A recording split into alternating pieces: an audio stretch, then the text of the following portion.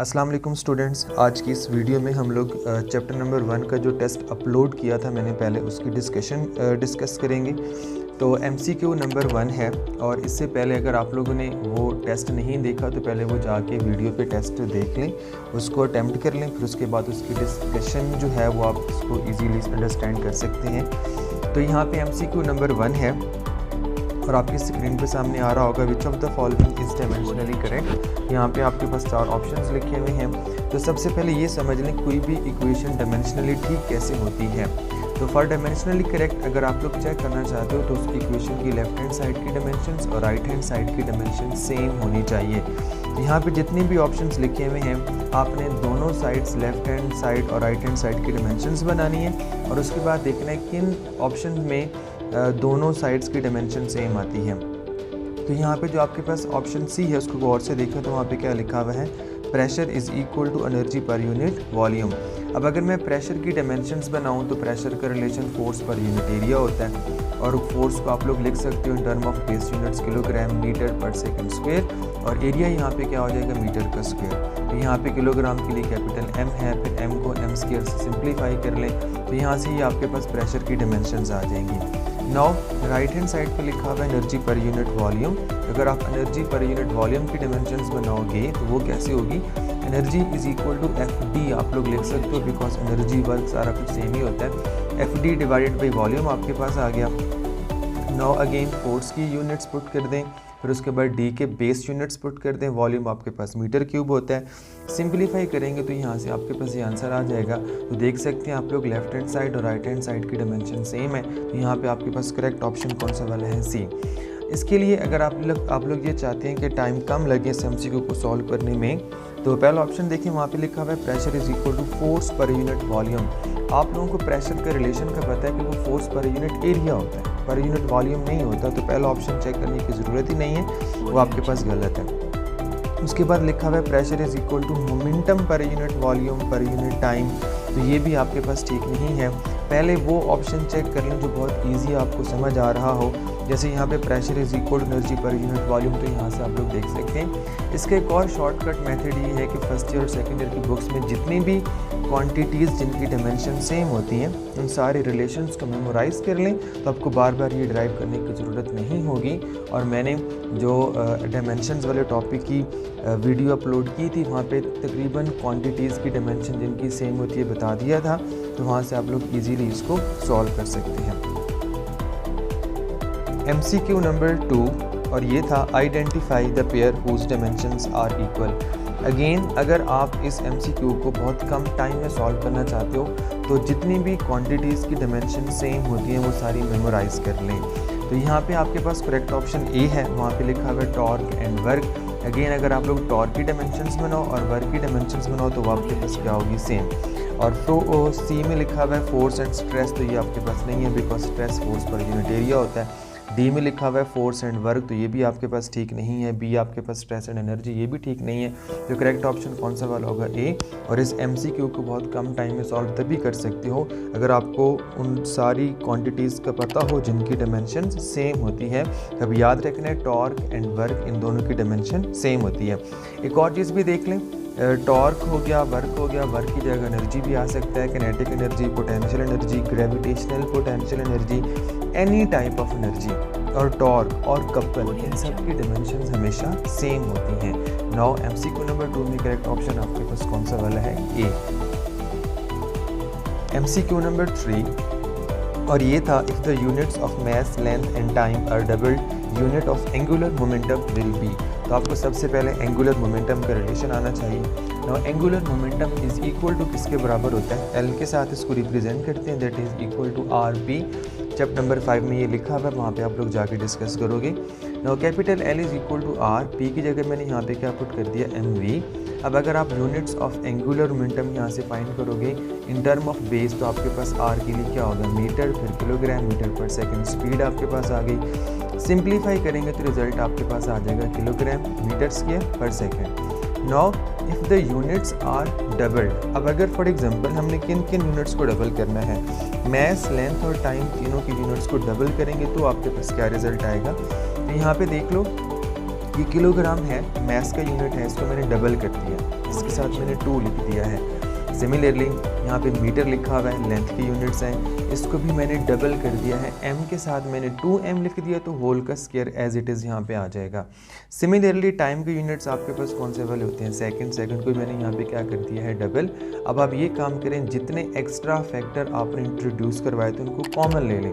जैसे 2 कॉमन लेंगे तो यहाँ पे 2 आ गया, ये 2 का स्क्वायर आपके पास 4 हो जाएगा और ये 2 यहाँ पे डिवाइड हो गया।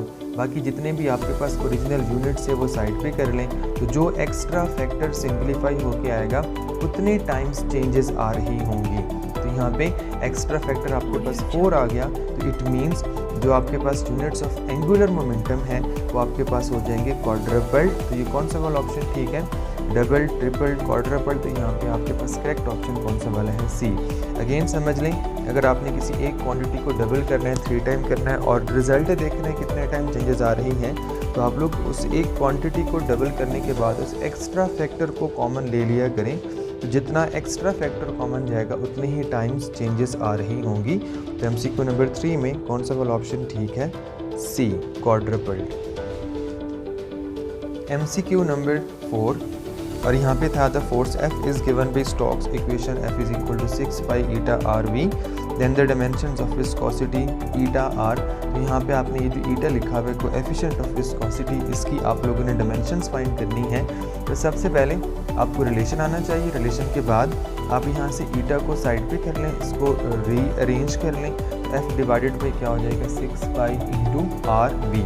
नौ units of coefficient of viscosity क्या होंगे, फोर्स पुट कर दें kilogram metre per second square. और डायमेंशंस बनाने के लिए याद रखना है सारी क्वांटिटीज़ को आपने बेस यूनिट्स में कन्वर्ट करना होगा। तो फोर्स के यूनिट्स को बेस में लिखें, 6 पाई के कोई यूनिट्स नहीं होते। आर आपके पास क्या हो गया, मीटर, वी आपके पास क्या हो गया, मीटर पर सेकेंड। इस सारे को सिंप्लीफाई करेंगे तो यहाँ से आपके पास रिजल्ट आ जाएगा किलोग्राम पर मीटर पर सेकेंड। तो यहाँ से फिर आप इजीली किलोग्राम के लिए कैपिटल M और मीटर के लिए कैपिटल L पावर -1 और S is equal to T power -1। ये आपके पास आ गई इसकी डायमेंशंस। तो ये आपके पास करेक्ट ऑप्शन यहाँ पे कौन सा वाला है, करेक्ट ऑप्शन आपके पास है A। अच्छा, एक और यहाँ पे टाइपिंग मिस्टेक है, C भी आपके पास बिल्कुल सेम लिखा हुआ है, तो परेशान नहीं होना, A और C दोनों आपके पास ऑप्शन ठीक होंगे, बट मैंने यहाँ पे क्या लिखा हुआ है, करेक्ट ऑप्शन A। अगेन जो आपके पास बहुत फेमस बार बार क्वेश्चंस आ रहे होते हैं डायमेंशन से रिलेटेड, तो कोशिश करें उनकी डायमेंशंस आप लोग मेमोराइज़ कर लें, तो आपको ये सॉल्व नहीं करना पड़ेगा उस टाइम और आपका टाइम यहाँ से सेव हो सकता है। MCQ नंबर 5 और ये था which of the following quantities has not been expressed in proper units. तो यहाँ पे क्या लिखा हुआ है, ए ऑप्शन अगर आप लोग गौर से देखें तो torque is equal to newton metre. यहाँ पे हमने फाइंड क्या करना है, not been expressed in proper unit, किस ऑप्शन में प्रॉपर यूनिट में एक्सप्रेस नहीं किया गया। तो टॉर्क आपके पास न्यूटन मीटर ही होता है, मतलब torque is equal to R cross F होता है ना, तो न्यूटन मीटर ही होगा। स्ट्रेस आपके पास रिलेशन होता है फोर्स पर यूनिट एरिया, तो न्यूटन पर मीटर स्क्वायर भी ठीक है। और C modulus of elasticity, stress over strain, strain के कोई यूनिट्स होते नहीं है, तो स्ट्रेस आपके पास न्यूटन पर मीटर स्क्वायर, ये भी ठीक लिखा हुआ है। डी में है power is equal to newton metre पर सेकेंड, तो पावर का रिलेशन आपके पास क्या होगा, वर्क डिवाइडेड बाय टाइम, तो work F D over T करके वहाँ भी न्यूटन मीटर पर सेकंड आप लोग इजीली बता सकते हो। ई ऑप्शन जो आपके पास है उसमें प्रॉपर एक्सप्रेशन नहीं है यूनिट्स की, बिकॉज सरफेस टेंशन का जो रिलेशन आपके पास है वो फोर्स पर यूनिट लेंथ होता है। नाउ वहाँ पे क्या लिखा हुआ है, न्यूटन पर metre square, but actually according to the relation force पर यूनिट लेंथ लिखा हुआ है यहाँ पे, तो न्यूटन पर मीटर इसके यूनिट्स होंगे, न्यूटन पर मीटर स्क्वायर इसके और यूनिट्स नहीं होंगे। तो अगेन यहाँ पे करेक्ट ऑप्शन कौन सा वाला आपके पास आ गया, ई। तो बाकी ए बी सी डी सारी प्रॉपर एक्सप्रेशन है, बट ई में आपके पास प्रॉपर एक्सप्रेशन नहीं है। यहाँ पे आपके पास करेक्ट ऑप्शन कौन सा वाला होगा, E, surface tension is equal to newton पर metre square. MCQ number 6 very important question, क्या लिखा हुआ है यहाँ पे, in the gas equation P plus A over V का square V minus B is equal to RT, the dimensions of constant A। यहाँ पे आपने इस A की डायमेंशंस फाइंड करनी है। प्रॉब्लम ये है कि अगर आपको कोई भी क्वांटिटी दे दी जाए तो आप उसके बेस यूनिट्स में कन्वर्ट करने के बाद उनके डायमेंशंस इजीली बना सकते हैं, बट अगर आपके पास पूरी एक इक्वेशन हो और इक्वेशन में आपने किसी एक फैक्टर की डायमेंशंस बनानी हो तो वो आप कैसे बनाएंगे। यहाँ मैंने वर्डिंग लिखी है according to the principle of homogeneity. इस प्रिंसिपल के अकॉर्डिंग कोई भी अगर आपके पास सही वाली इक्वेशन है फिज़िक्स की तो उसमें हर टर्म की डायमेंशंस हमेशा सेम होगी। इन अदर वर्ड ऐसी दो टर्म जो आपस में ऐड हो रही हों, जैसे यहाँ पे p है, यहाँ पे a/v का स्क्वायर लिखा हुआ है, तो इन दोनों की डायमेंशंस लाजमी है कि वो सेम होंगी। सिमिलरली जैसे v माइनस b लिखा हुआ है, यहाँ पे दो क्वांटिटीज़ आपस में माइनस हो रही हैं तो इनकी भी डायमेंशंस सेम होंगी। असल में होता ये है कि आप लोग मैथ्स को सिर्फ मैथ्स में ही ऐड कर सकते हो, मैथ्स को टाइम में नहीं ऐड किया जा सकता। तो इट मीन्स दो क्वांटिटीज़ अगर किसी भी फिज़िक्स की इक्वेशन में ऐड हो रही होंगी तो उनकी डायमेंशन हमेशा सेम होगी। अब हमने चूँकि एक ही डायमेंशंस फाइंड करनी है तो p और a/v का स्क्वायर दोनों आपस में ऐड हो रही हैं क्वांटिटीज़, तो according to the principle of homogeneity इस p की डायमेंशंस और इस a/v स्क्वायर की डायमेंशंस आपस में सेम होंगी। यहाँ से आप इसको रीअरेंज करें, a को सेपरेट रखें, b स्क्वायर यहाँ पे जाएगा, मतलब यहाँ पे डिवाइड हो रहा था वहाँ पे जाके मल्टीप्लाई हो जाएगा। तो p आपके पास प्रेशर है, प्रेशर मीन फोर्स पर unit area, kilogram metre per second square over metre का स्क्वायर, और v आपके पास मीटर क्यूब होल पावर 2 आ जाएगा। तो यहाँ से आप इसको सिंप्लीफाई करने के बाद इसकी डायमेंशन इजीली बना सकते हो। तो इस पूरे MCQ में एक पॉइंट ये था, जो क्वांटिटीज़ आपस में ऐड हो रही होती हैं किसी फिजिक्स की इक्वेशन में उनकी डायमेंशन हमेशा सेम होती है। यहाँ पे करेक्ट ऑप्शन कौन सा वाला होगा? C। MCQ नंबर 7 और ये था the velocity of a freely falling body change as g⁻p h⁻q where g is the gravitational acceleration, h is the height, the value of p and q are। तो इसको आप लोगों ने कैसे solve करना है, देखें हमें ये पता है कि वेलोसिटी का रिलेशन हमें गिवन है g⁻p और h⁻q। नाउ अब आप इसको डायमेंशनल एनालिसिस के मेथड से ही सॉल्व करेंगे तो वेलोसिटी की डायमेंशन l⁻⁻1 हो गई, g की डायमेंशंस मैंने यहाँ पुट कर दी, होल पावर आपके पास क्या हो गया p, और h की डायमेंशंस कैपिटल L और होल पावर आपके पास क्या हो गया q। Now comparing the powers of similar physical quantities, जैसे कि यहाँ पे कैपिटल L लिखा हुआ है तो इसकी डायमेंशंस कैपिटल L पावर आपके पास 1 है। लेफ्ट हैंड साइड पे जो कैपिटल L लिखा हुआ है यहाँ पे पावर इसकी p है, यहाँ पे q है। बेस सेम हो तो पावर्स आपस में ऐड हो जाएंगी तो p प्लस q। और यहाँ से देखें अगर बेस इक्वल है ना तो पावर्स भी आपस में इक्वल होंगी, तो p plus Q is equal to किसके बराबर हो गया 1। एक हमारे पास ये वाली इक्वेशन आ गई। नाउ अब आप लोग टाइम को कंपेयर करेंगे तो लेफ्ट हैंड साइड पे कैपिटल t⁻⁻1 लिखा हुआ है और राइट हैंड साइड पे t⁻⁻2p लिखा हुआ है। देखिए कैपिटल T यहाँ पे है ना, पावर कितनी है -2p यहाँ पे आ गया। अगेन अगर आपके पास बेस इक्वल्स हैं तो पावर्स भी इक्वल होंगी, then -2p is equal to -1। यहाँ से p की वैल्यू फाइंड करेंगे तो 1/2 आ जाएगी। नाउ इस p की वैल्यू आप इस इक्वेशन में जाके पुट करेंगे तो यहाँ से q का रिजल्ट भी आपके पास आ जाएगा।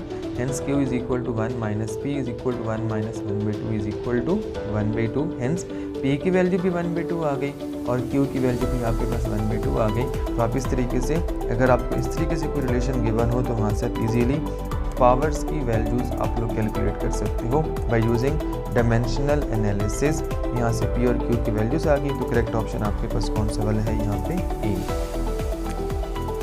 MCQ नंबर 8, यहाँ भी एक बिल्कुल डिफरेंट सा कॉन्सेप्ट आ रहा है और अक्सर आपको ये MCQ देखने को मिलेगा। If the energy capital E, the velocity v and force F be taken as fundamental quantities. Normally हम लोग जो डायमेंशंस बना रहे होते हैं वहाँ पे मैस, लेंथ और टाइम को फंडामेंटल क्वांटिटीज़ कंसीडर कर रहे होते हैं, तो फिर वहाँ से हम लोग उनकी डायमेंशंस बनाते हैं। अब फॉर एग्जांपल ऐसा अगर आपके पास कोई सिस्टम हो कि एनर्जी, वेलोसिटी और फोर्स जो फंडामेंटल क्वांटिटीज़ हैं, then the dimensions of mass will be, mass की डायमेंशंस क्या होंगी? इसका सबसे बेस्ट मेथड तो ये है कि आप लोग मैस, एनर्जी, वेलोसिटी और फोर्स में सबसे पहले रिलेशन ड्राइव करें। ये रिलेशन आपके पास कौन सा वाला बनेगा? यहाँ पे देखिए मैंने क्या लिखा हुआ है, capital E is equal to kinetic energy. Kinetic energy और एनर्जी सेम ही है, that is equal to 1/2 mv का स्क्वायर। यहाँ पे वेलोसिटी भी है, यहाँ पे आपके पास एनर्जी भी है, यहाँ पे आपके पास मैस भी है। तो आपने उन क्वांटिटीज़ के बिटवीन रिलेशन फाइंड कर लिया। नाउ मैस को यहाँ से फाइंड कर लें तो रिजल्ट आपके पास आ जाएगा 2E डिवाइडेड बाई v का स्क्वायर। अब हमने ये कहा था कि हमने E को फर्दर बेस में कन्वर्ट नहीं करना, बिकॉज इस MCQ के रिस्पेक्ट E और V ही हमारे पास बेस क्वांटिटीज़ हैं या फंडामेंटल क्वांटिटीज़ हमने कंसीडर की हुई हैं। तो consider E and V as a fundamental quantities. Hence यहाँ से अगर आप मैथ्स की डायमेंशंस बनाओगे तो 2 तो आपके पास कांस्टेंट कोई डायमेंशंस नहीं होती, तो कैपिटल ई यहाँ पे आ जाएगा और v पावर -2, तो यही आपके पास क्या बन जाएंगी, डायमेंशंस ऑफ मैथ्स। तो आपको समझ आ गई होगी ई और v को फर्दर हमने कन्वर्ट क्यों नहीं किया, बिकॉज ई और v को हमने फंडामेंटल क्वांटिटी कंसिडर कर ली और इन्हीं की टर्म में हम लोगों ने मैथ्स की डायमेंशंस बतानी है। तो सिंप्लीफाई कर लें, e v पावर -2 तो मैथ्स की डायमेंशंस आपके पास आ गई, hence the correct option is C. MCQ number 9 और यहाँ पे लिखा हुआ है while measuring acceleration due to gravity by a simple pendulum, a student makes a positive error of 2% in length, positive error of 1% in the value of time period, the actual percentage in the measurement of the value of g will be। it means आपको यहाँ पे किस में, length में error given है 1-2% और उसके बाद आपको टाइम में गिवन है, आपने किस चीज़ की वैल्यू फाइंड करनी है, जी में कितना यहाँ पे एरर होगा। तो सबसे पहले टी, एल और जी में रिलेशन क्या होगा, capital T is equal to 2πl/g का स्क्वायर रूट। अब यहाँ से आप लोग इसको सिंप्लीफाई करें और जी को सेपरेट करें, दोनों तरफ क्या ले लेंगे, स्क्वायर, तो ये रिजल्ट आ गया। सिंप्लीफाई करेंगे तो जी इज इक्वल टू 4π का स्क्वायर l/t का स्क्वायर, यहाँ पे रिलेशन आ गया। अब आपने इस रिलेशन को देख के डिसाइड करना है कि हमने जी में कैसे परसेंटेज अनसर्टेनिटी फाइंड करनी है। तो आप लोगों ने बुक में पढ़ा हुआ होगा, अगर दो क्वांटिटीज़ आपस में मल्टीप्लाई हो रही हों तो percentage uncertainties are added, multiply या डिवाइड होंगी तो इन दोनों के लिए रूल आपके पास क्या होता है, हम परसेंटेज अनसर्टेनिटीज ऐड करके फाइनल रिजल्ट में अनसर्टेनिटी कैलकुलेट करते हैं। तो इस सारे को हम लोग ऐसे लिख सकते हैं, द परसेंटेज अनसर्टेनिटी इन जी, ना 4π का स्क्वायर ये सारा कांस्टेंट फैक्टर है, इसको हम लोग इग्नोर कर देंगे बिकॉज इसकी वजह से कोई अनसर्टेनिटी जी में नहीं आ रही। ना लेंथ में परसेंटेज अनसर्टेनिटी और टाइम पीरियड में परसेंटेज अनसर्टेनिटी आपस में हमने क्या कर दी, ऐड। बट मैंने यहाँ पे टाइम पीरियड की अनसर्टेनिटी को 2 से मल्टीप्लाई भी कर दिया है। बुक में 3 रूल्स लिखे हुए हैं, प्लस माइनस के लिए, मल्टीप्लिकेशन डिवीजन के लिए, लास्ट आपके पास पावर रूल लिखा हुआ है। तो पावर रूल ये होता है कि किसी भी क्वांटिटी के ऊपर अगर पावर हो तो पावर उसकी परसेंटेज अनसर्टेनिटी से हमेशा मल्टीप्लाई हो जाएगी। तो L और T दोनों डिवाइड हो रही थी तो इनकी हमने परसेंटेज अनसर्टेनिटीज ऐड कर दी और टाइम पीरियड की परसेंटेज अनसर्टेनिटी को हमने 2 के साथ मल्टीप्लाई कर दिया according to the rule. Now length में कितनी परसेंटेज अनसर्टेनिटी गिवन है, 2%, टाइम पीरियड में कितनी गिवन है, 1%, किससे मल्टीप्लाई कर देंगे, 2 के साथ, तो आंसर आपके पास कितना हो जाएगा यहाँ पे 4%। तो MCQ नंबर 9 में करेक्ट ऑप्शन कौन सा वाला है, बी। MCQ नंबर 10 और यहाँ पे लिखा हुआ the percentage errors in the measurement of the mass and speed are 2% and 3%, how much will be the maximum error in kinetic energy. आपको मैथ्स में और स्पीड में अनसर्टेनिटी गिवन है, आपने किस में फाइंड करनी है, यहाँ पे काइनेटिक एनर्जी में। तो अगेन आपके पास यहाँ पे बहुत आसान है, आपने सबसे पहले काइनेटिक एनर्जी का रिलेशन लिख लिया, that is equal to 1/2 mv का स्क्वायर। नाउ अगेन जैसे मैंने प्रीवियस क्वेश्चन में आपको बताया था, मैस और स्पीड यहाँ पे मल्टीप्लाई हो रहे हैं तो इनकी परसेंटेज अनसर्टेनिटीज आपस में ऐड हो जाएंगी और चूँकि v के ऊपर स्क्वायर है तो according to the power rule power हमेशा परसेंटेज अनसर्टेनिटी के साथ मल्टीप्लाई हो जाएगी। हेंस आप इसको ऐसे लिख सकते हो, the percentage uncertainty in kinetic energy, और 1/2 को हम लोग यहाँ पे इग्नोर कर देंगे बिकॉज कांस्टेंट फैक्टर है। मैस की परसेंटेज अनसर्टेनिटी प्लस स्पीड की परसेंटेज अनसर्टेनिटी 2 के साथ क्या कर देंगे, multiply according to the rule. Now mass में कितनी अनसर्टेनिटी गिवन है, 2%, स्पीड में कितनी गिवन है, 3%, किसे मल्टीप्लाई कर देंगे 2 के साथ, तो आंसर आपके पास कितना हो गया यहाँ पे 8%। हेंस MCQ नंबर 10 में करेक्ट ऑप्शन कौन सा वाला है, सी।